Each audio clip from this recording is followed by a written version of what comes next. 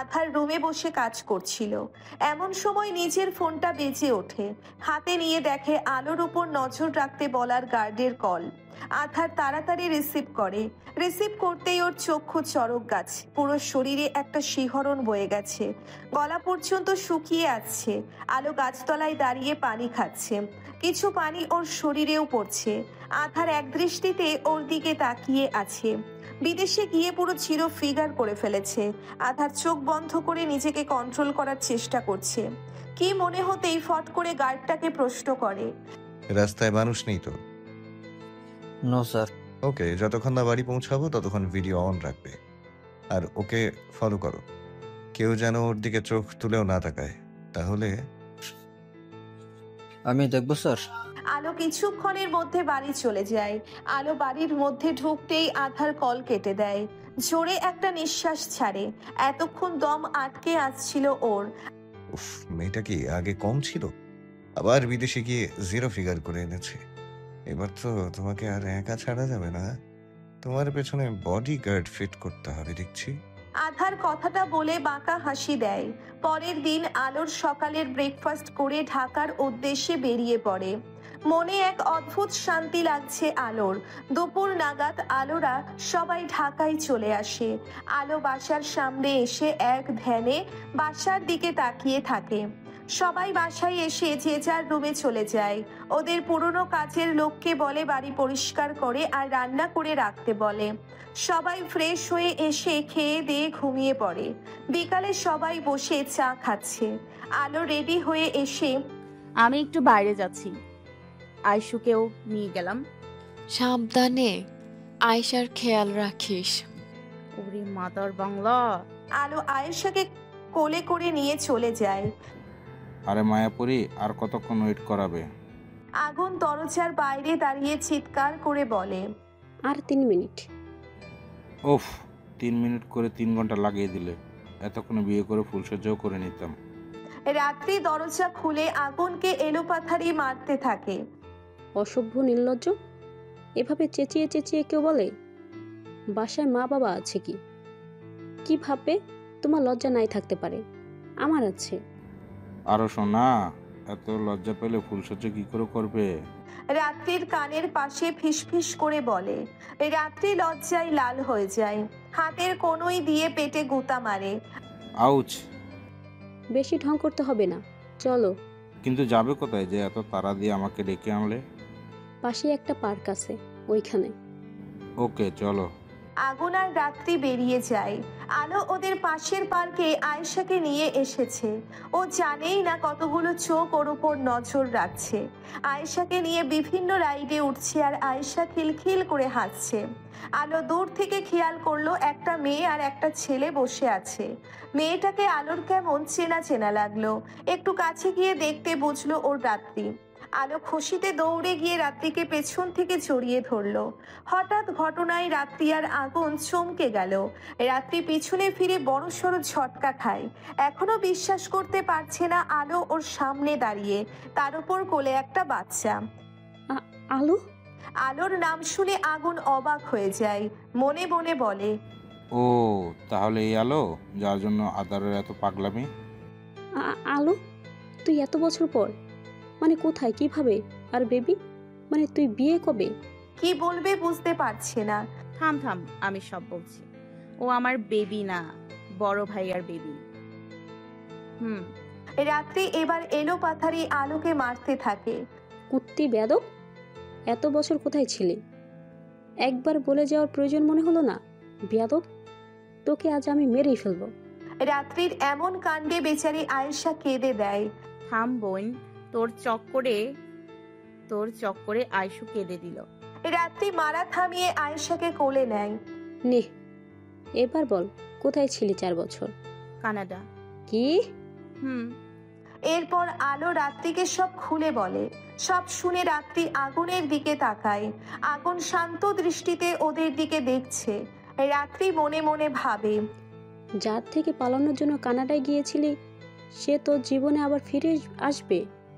আলো বেবি। এবার আলো আগুনের দিকে তাকায়।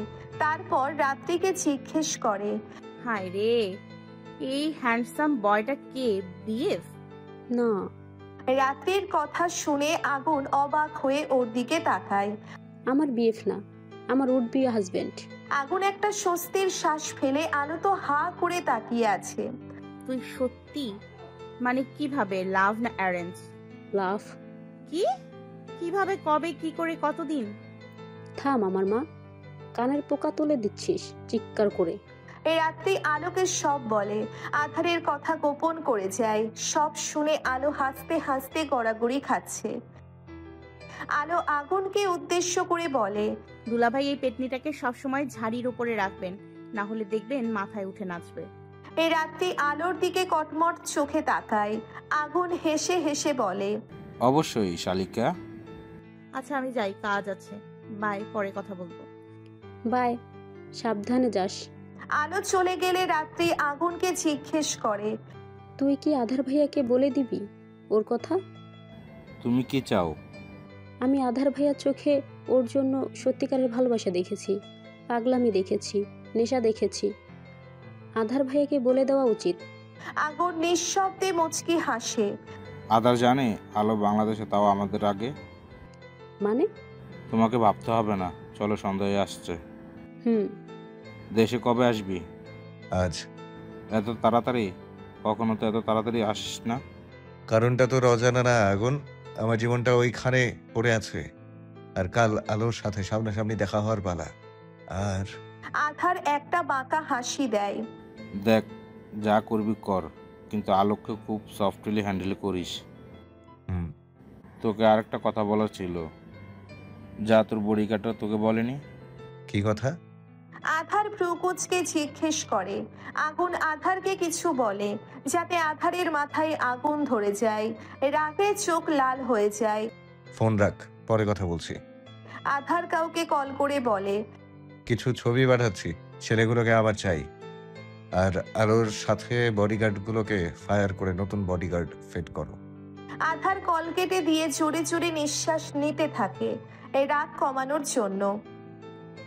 এই রাতে আলো আর রাত্রি ফোনে কথা বলছিল। হঠাৎ করে আলো রাত্রিকে বলে, জানিস রাত্রি বেবি, আমি জব পেয়েছি। সত্যি? আরে এসি কোম্পানিতে। কোম্পানির নাম শুনে রাত্রির কাশি উঠে যায়। আলো ব্যস্ত হয়ে জিজ্ঞেস করে, কি হয়েছে, তুই ঠিক আছিস তো? ও, এই রাত্রি কল কেটে নিজেই নিজেকে বলে।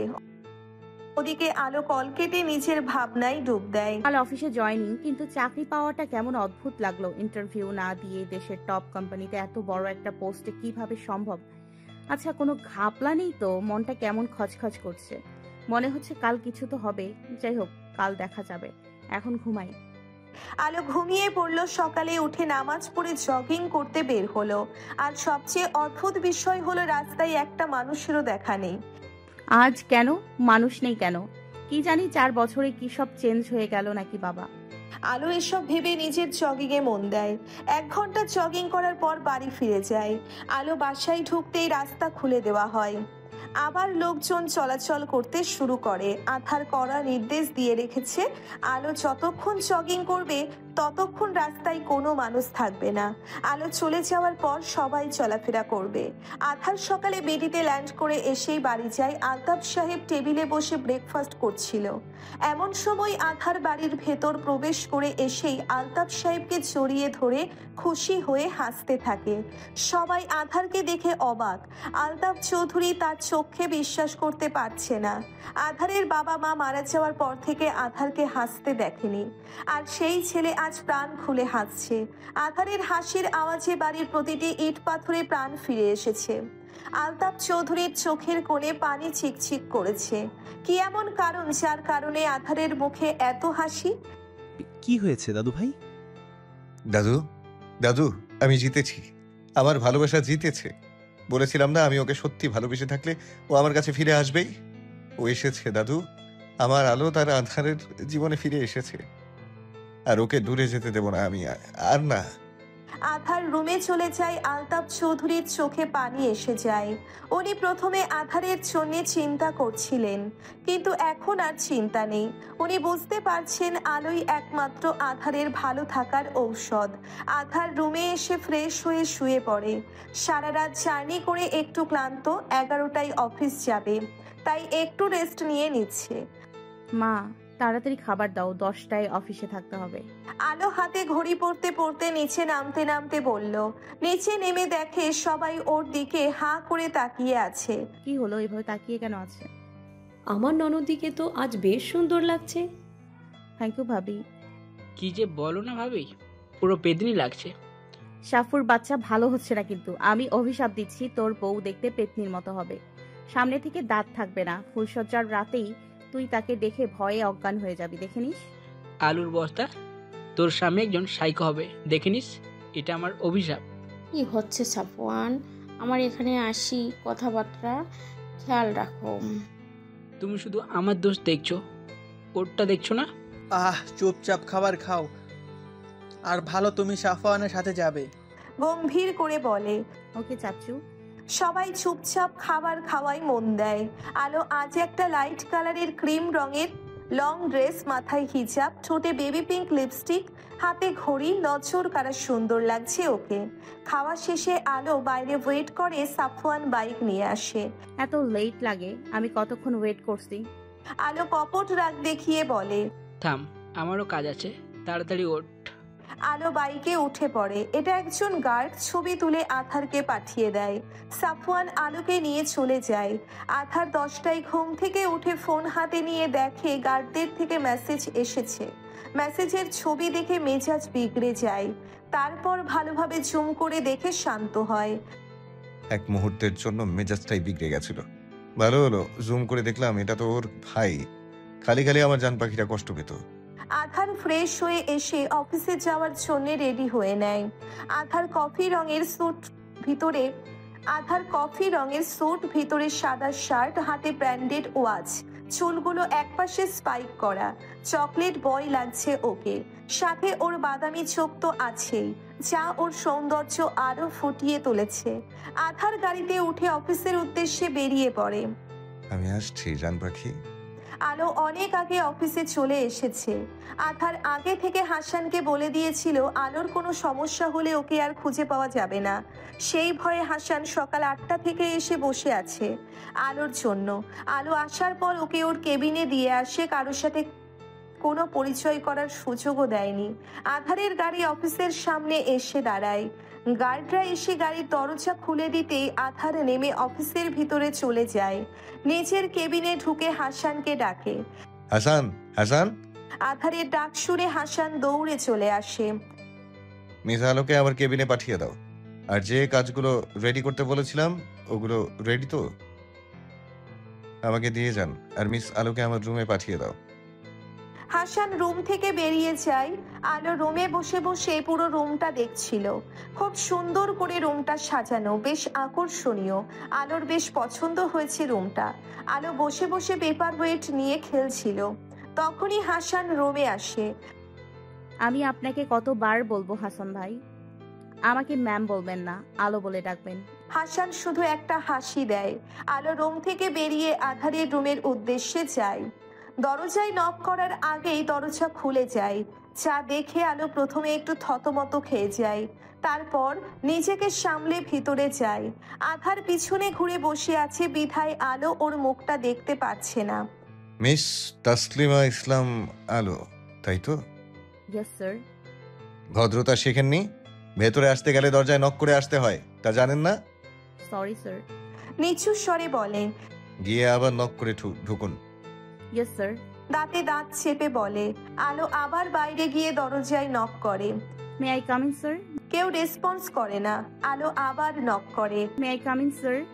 আলোর এবার মেজাজটাই বিগড়ে যায়। বিড়বিড় করে বলে, অসহ্য লোক তো, এত ডাকছি কানে কানে শোনে না নাকি? হ্যাঁ, 1 মিনিট। আল্লাহ, এই আবার বয়রা না তো, তাহলে কি হবে? ধুর।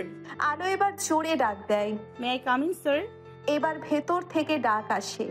আলো ভেতরে চলে যায়। এখনো আধার একভাবে বসে আছে। আচ্ছা, এভাবে মুখ ঘুরিয়ে বসে কেন আছে? লজ্জা পাচ্ছে নাকি? আলো মনে মনে ভাবছিল, তখন আধার বলে ওঠে, ছেলেদের লজ্জা থাকে না মিস আলো? আধারের কথা শুনে আলো চমকে যায়। আরে আমি তো মনে মনে বলেছিলাম, তাহলে উনি বুঝতে পারলেন কিভাবে? কি ভাবছেন মিস আলো? না না না, কিছু না। আপনার সামনে একটা ফাইল রাখা আছে, ওটাতে সাইন করে দিন। কিসের ফাইল এটা? বেশি কিছু না, আপনি যে এই কোম্পানিতে জব করছেন, জয়েন করছেন, তার ব্যাপারে কিছু অফিসিয়াল ডকুমেন্টস। ও, আমি একবার পড়ে নিই। কেন, আমাদের উপর বিশ্বাস নেই? বিশ্বাস না থাকলে চাকরিটা নিতাম না। কোনো কিছুতে সাইন করার আগে তা চেক করে নেওয়া ভালো। ওকে, চেক করে নেন। আলো কিছু পেয়ে চেক করে দেখে সব অফিসিয়াল কাগজ। মনে মনে বলে, ধুর, সবাই তো অফিসিয়াল কাগজপত্র।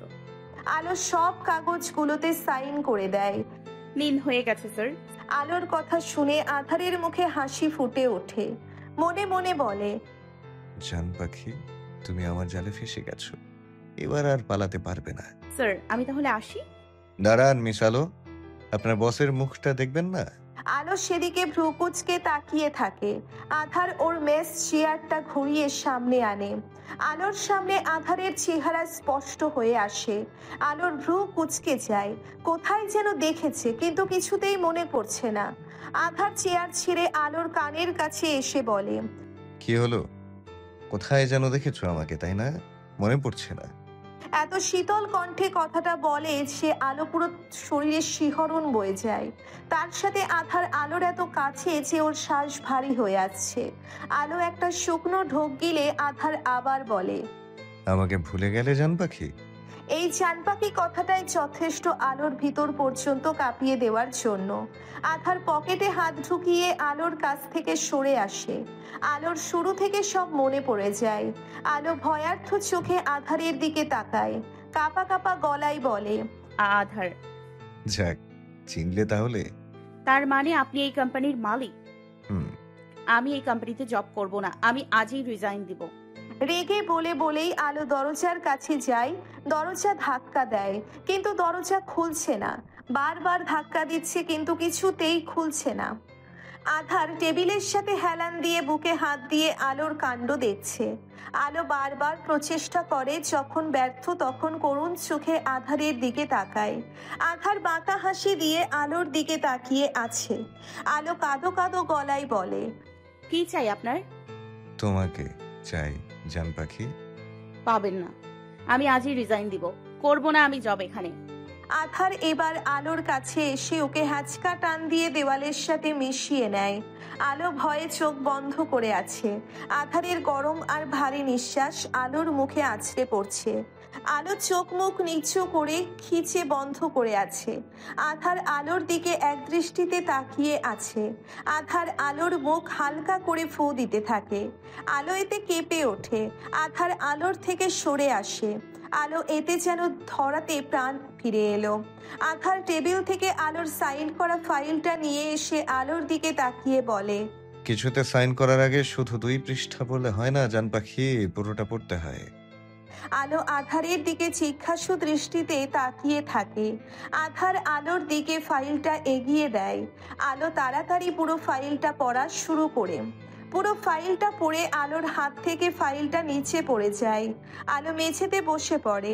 আধার আলোর সামনে এসে হাঁটু গেড়ে বসে বলে, কি হলো, শক লাগলো? কি আছে ফাইলে? ওকে, আমি বলে দিচ্ছি কি আছে। প্রথমে যাতে তুমি সাইন করেছো সেখানে লেখা আছে তুমি কোম্পানি থেকে 5 কোটি টাকা লোন নিয়েছো। যতদিন না লোন শোধ হয় না তুমি এই কাজ ছাড়তে পারবে আর না অন্য কোথাও জয়েন করতে পারবে। তারপরের কাগজ দেখে সবাই এটাই বুঝবে তুমি আমার বিবাহিত স্ত্রী, আমাদের রেজিস্ট্রি হয়েছে, আর তুমি স্বইচ্ছায় আমাকে বিয়ে করেছো। আলো আধারের দিকে এক দৃষ্টিতে তাকিয়ে আছে। চোখ থেকে নোনা জল গড়িয়ে পড়ছে। আধার চোখের পানি মুছে দিয়ে বলে, নো জান পাখি, একদম কাঁদবে না। তোমার কান্না আমার বুকে তীরের মতো এসে লাগে। আজ থেকে তুমি আমার আর আমি তোমার। আমি মানি না এই বিয়ে, আমি মানি না। আপনি চিটিং করে আমাকে দিয়ে সই করিয়েছেন। আমি থাকবো না আপনার কাছে, চলে যাব। চেঁচিয়ে বলল। আলোর কথা শুনে আধারের চোখ রক্ত বর্ণ ধারণ করে। আধার আলোর চুলের মুঠি ধরে নিজের কাছে নিয়ে এসে দাঁতে দাঁত চেপে বলে, ভুলেও এই ভুল করার চেষ্টা করো না। একবার তুমি পালাতে পেরেছো দেখে এটা ভেবো না বারবার পারবে। নোব জান, তুমি যাতে আর না পালাতে পারো তার জন্য এত ব্যবস্থা। যাও জান পাখি, নিজের রুমে যাও। আজ থেকে তোমার পায়ে আধার নামের শিকল বেঁধে গেল। যাও। চেঁচিয়ে বলল। আধার আলোর দিকে তাকিয়ে আছে। চোখ থেকে নোনা জল গড়িয়ে পড়ছে। আধার টেবিল থেকে ফাইলটা নিয়ে এসে আলোর সামনে রাখে। আলো আধারের দিকে এক দৃষ্টিতে তাকিয়ে আছে। আধারের বলতে দেরি আলোর উঠে দৌড়ে বেরিয়ে যেতে দেরি হয়নি। আধার আলোর যাওয়ার দিকে তাকিয়ে দীর্ঘশ্বাস ফেলে। আলো দৌড়ে এসে নিচের রুমের দরজা দিয়ে দরজার সাথে বসে কাঁদতে থাকে। কি পাপ করেছিলাম আল্লাহ? কি এমন পাপ করেছিলাম যে তার জন্য এমন শাস্তি দিচ্ছ আমাকে, যার থেকে বাঁচতে নিজের পরিবার দেশ ছেড়ে 4 বছর বিদেশের মাটিতে পড়েছিলাম। আজ সেই আমার সামনে, তার সাথে আমার ভবিষ্যৎ জুড়ে গেল। আজ সেই লোকটা আমার স্বামী। আলো কাঁদতে থাকে। আলোর কান্না দেখে অন্য একজনের চোখেরও পানি ঝরছে। কাঁদো জান পাখি, কাঁদো। 4টা বছর আমি তোমাকে কাছে না পেয়ে যেমন কেঁদেছি, তুমিও তেমন কাঁদো। এটা তো শুরু। তুমি আমার বন্দী হয়ে থাকবে। আমার অনুমতি ছাড়া এক পাও বাড়াতে পারবে না। ভালোবাসি জান পাখি, বড্ড বেশি ভালোবাসি। দরজায় কেউ নক করলে আধার স্ক্রিনটা অফ করে দেয়। আচ্ছা, বলছি কি, মেয়েটার এবার বিয়ে দিতেই হবে। এটা তুমি ঠিক বলছো। আমার এক বন্ধুর ছেলে আছে, খুব ভালো, একটা ভালো কোম্পানিতে জব করে। ওদের আলোর ছবি পাঠিয়ে দেখি। তাই করো। যুবতী মেয়ে এভাবে ঘরে রাখা বাইরের কুনজর পড়ে। কিন্তু বিয়ে তো দিতেই হবে। তাহলে এখন কি সমস্যা? হ্যাঁ, তবে সেটা অবশ্যই আলো মামুনের ইচ্ছেতেই হবে। উপর থেকে আয়েশার কান্নার আওয়াজ ভেসে এলে সুবি উপরে চলে যায়। সবাই একসাথে বসে আলোর বিয়ের ব্যাপারে আলোচনা করছিল, কিন্তু তারা তো জানে না আলোর বিয়ে অলরেডি হয়ে গেছে। অফিস টাইম শেষে আলো বেরিয়ে যাচ্ছিল, দম আটকে আসছিল ওর। যত তাড়াতাড়ি সম্ভব এখান থেকে বের হতে হবে। আলো যাচ্ছিল এমন সময় পেছন থেকে আধার ডাক দেয়। জান পাখি। আধারের ডাক শুনে আলো থমকে যায়, যেন চেয়েও এক পা বাড়াতে পারছে না ও। কোথায় যাচ্ছ? স্যার, অফিস টাইম শেষ, তাই বাড়ি যাচ্ছি। চলো আমি বাড়ি ছেড়ে দিয়ে আসি। না, আমি একা যেতে পারবো। বলেই একা একা চলে যাচ্ছিল, তখনই আধার আলোকে এক টানে বুকের ওপর এনে ফেলে আর গম্ভীর গলায় বলে, আমি তোমাকে জিজ্ঞেস করিনি, হুকুম করেছি। ছাড়ুন বলছি, ছাড়ুন আমাকে, আমি একা চলে যেতে পারবো। আলো আধারের হাত থেকে ছটফট করছিল, কিন্তু আধারের হাতের বাহু বন্ধন থেকে আলো যে মুক্ত হতে পারবে না সেটা জেনেও আলো মিথ্যা প্রচেষ্টা চালিয়ে যাচ্ছিল। আধার আলোর অবস্থা দেখে বাঁকা হাসে। আধার আরো শক্ত করে ধরে, আলোকে নিজের কাছে নিয়ে আসে, মুখের উপর ফু দিয়ে বলে, বোকা পাখি, তুমি আসলেই বোকা। তুমি জানো তুমি পারবে না আমার থেকে নিজেকে ছাড়াতে, তাও চেষ্টা করছো কেন জান পাখি, কেন? আধার আর কোনো কথা না বলে আলোকে কাঁধে তুলে হাঁটা ধরে। অফিসে তখন খুব অল্প কিছু স্টাফ ছিল, তারা সবাই হাঁ করে তাকিয়ে আছে। আলো লজ্জায় কোথায় মুখ লুকাবে তা ও কিছু পাচ্ছে না। কাল কি করে সবার সামনে আসবে সেটাই ভেবে পাচ্ছে না ও। আধার আলোকে নিয়ে গাড়িতে বসিয়ে দেয়, তারপর নিজেও বসে পড়ে। আলো আধারের থেকে অনেকটা দূরত্ব নিয়ে বসেছে। আধারের সেটা সহ্য হলো না। আধার আলোর কোমরের টান দিয়ে নিজের বুকের উপর ফেলে। আলো আধারের দিকে ড্যাব ড্যাব করে তাকিয়ে আছে। আধার আলোর গলায় মুখ ডুবিয়ে দেয়। আলো পুরো ফ্রিজ হয়ে যায়। রাগ, ভয়, লজ্জা সব মিলিয়ে এক নতুন অনুভূতি হচ্ছে আলোর। সামনে ড্রাইভার বসে আছে আর আধার আলো হঠাৎ পেটে খুব ব্যথা করছে। আধার খুব শক্ত করে আলোর পেট চেপে ধরে আছে। আলোর প্রচন্ড ব্যথা লাগছে। আলো আধারের হাত ওর পেট থেকে সরানোর চেষ্টা করছে, কিন্তু পারছে না। আধার আরো শক্ত করে আলোর পেট চেপে ধরেছে। আধারের হাতের চাপ আলোর পেটে পড়ে গেছে। আধার চেত আলোর মধ্যে হারিয়ে যাচ্ছে। গালে নোনা পানি পড়তেই আধারের জ্ঞান ফিরে উপরে তাকিয়ে দেখে আলো কাঁদছে। আধারের বুঝতে বাকি রইল না আলোর চোখে পানি। কেন আধার তাড়াতাড়ি আলোর পেট থেকে হাত সরিয়ে নেয়। আলোকে কাঁদতে দেখে আধার কাঁদো কাঁদো গলায় বলে, সরি জান পাখি, সরি, আমি ইচ্ছে করে করিনি, প্লিজ ক্ষমা করে দাও। আলো আধারের কান্না দেখে নিজের কান্না ভুলে যায়। মনে মনে বলে, ইস, বাচ্চাদের মতো কাঁদছে, পুরো কিউট বয় লাগছে। আর যখন সজ্ঞানে থাকে তখন কি রাগী বদমেজাজি থাকে। পেটে কিছুর ছোঁয়া পেতেই আলো কল্পনার জগৎ থেকে বেরিয়ে আসে। নিচের দিকে তাকিয়ে দেখে আধার আলোর পেটে কিস করছে। আলোর পুরো শরীরে কারেন্ট খেলে যায়। আলো যেন পুরো ফ্রিজ হয়ে গেছে, কি বলবে সেটাই খুঁজে পাচ্ছে না। এর মধ্যে আধারের গাড়ি এসে আলোর বাড়ির সামনে থেকে গাড়ির ব্রেকে দুজনের ধ্যান ভাঙে। আলো তাড়াতাড়ি গাড়ি থেকে বের হতে গেলে আধার আলোকে টেনে নিজের কাছে নিয়ে আসে। আলোর কপালে একটা ভালোবাসার পরশ এঁকে দিয়ে বলে, গো জান পাখি গো। আলো দৌড়ে বাড়ির ভেতরে চলে যায়। আধার ওর দিকে তাকিয়ে বাঁকা হাসে। তারপর ড্রাইভারকে বাড়ি যেতে বলে। আলোর বাড়ির সবাই ড্রয়িং রুমে বসে গল্প করছিল। এমন সময় আলো আসে। কি হলো, তোর পিছনে কি কুকুর তাড়া করছে? কুকুর না, রাক্ষস তাড়া করেছে। সবার দিকে তাকিয়ে একটা হাসি দিয়ে উপরে চলে যায়। সবাই ওর যাওয়ার দিকে তাকিয়ে থাকে। আলোর চিৎকার শুনে সবাই ওর কাছে দৌড়ে যায়। কি হয়েছে আলো, চিৎকার কেন করলি? এসব কি? আমার রুমে কি চোর ঢুকেছিল? সব উল্টোপাল্টা কেন হয়ে আছে?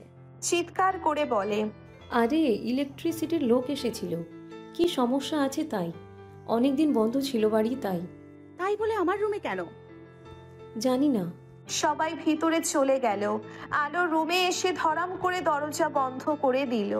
রুমের মধ্যেখানে দাঁড়িয়ে রাগে ফসফস করতে করতে বলে, সব আপদ আমার উপর কেন এসে পড়ে?